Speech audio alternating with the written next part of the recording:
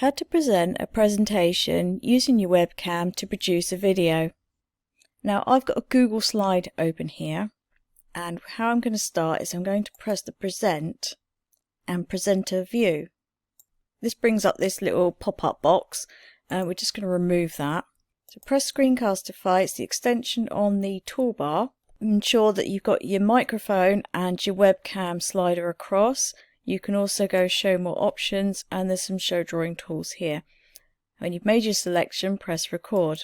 So as you can see, I've got the webcam box now open in the corner, and if I want to go through my presentation, if I just hover over here, you'll see the toolbar up here and you can start going through your slides.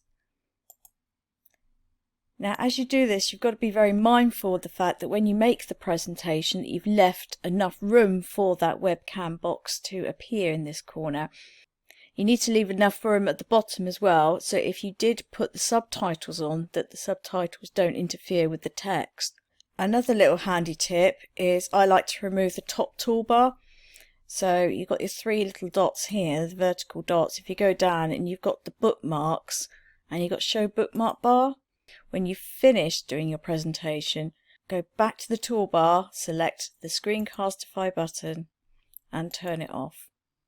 Now you'll see that Screencastify is now just saving it to your drive. It makes its own folder in your drive called Screencastify. So while we're just waiting for that to happen, also you'll see there's publish to YouTube. Now if you're going to publish to YouTube and you've never used YouTube before, you need to go to your YouTube channel, which is at your Petrock account, and make yourself a channel. And the reason you need to do this is because if you just press publish to YouTube now and you've never opened YouTube before, it just won't know where to send the video. There's some other options there, but you've also got a download option if you want to select it. So to share to your students, you can share the video from within inside Google Drive, or you can publish it to YouTube and share from there. To quickly find your video, use the drop down arrow next to the Google Drive, drop it down. You can see it's put it as private. You can change that here if you want, or you can change it in Google Drive. Press view in Drive.